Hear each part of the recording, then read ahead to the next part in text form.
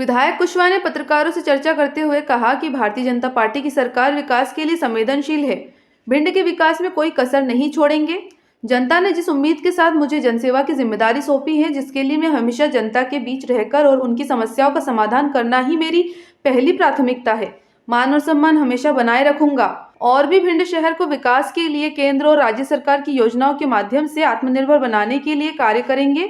करोड़ों रुपए की लागत से सड़कों का निर्माण कार्य स्वीकृत कराया एवं वनखंडेश्वर मंदिर का जीर्णोद्धार करवाया।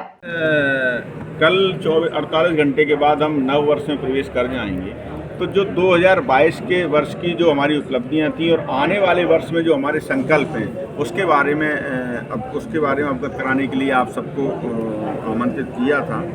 और जो हमने कार्य किए हैं, पिछले साल भी हमने बताया ना कि बजट में हमने करीब 40 करोड़ के काम सैंक्शन कराए थे और वो सभी कार्य लगभग प्रारंभ हो गए हैं और पूरा होने की ओर हैं।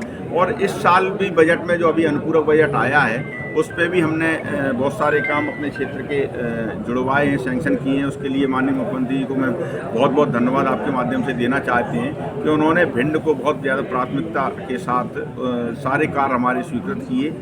और जो अभी जो कांग्रेस इस 5 दिन का जो सत्र था उसमें अविश्वास प्रस्ताव लेकर आई थी, उस प्रस्ताव में कोई सत्यता नहीं थी, सिर्फ एक झूठ का पुलिंदा था। असत्य जानकारी के आधार पर पूरा पुलिंदा तैयार किया हुआ था और जो उन्होंने आरोप लगाए सरकार के ऊपर वो सभी तथ्यहीन थे। उसके सपोर्ट में वो कोई भी डॉक्यूमेंट पटल पे नहीं रख पाए। वो तो क्योंकि सिर्फ जनता को भ्रमित करने के लिए इस अविश्वास प्रस्ताव को लेकर आए थे। इस प्रदेश की 7.5 करोड़ जनता का विश्वास और आशीर्वाद शिवराज सिंह जी चौहान के ऊपर है, भारतीय जनता पार्टी के ऊपर है। और आने वाले वर्षों में हम जो प्रवेश करने वाले हैं, हमारा जो संकल्प है कि भिंड में एक मेडिकल कॉलेज होना चाहिए। भिंड नगर पालिका चूँकि बहुत पुरानी नगर पालिका है और जनसंख्या के हिसाब से और अन्य मापदंडों के हिसाब से वो सभी मापदंडों को पूर्ति करती है। तो भिंड नगर पालिका को नगर निगम का दर्जा मिलना चाहिए। एक उमरी हमारी नगर पंचायत है, उसको भी नगर परिषद का दर्जा मिलना चाहिए।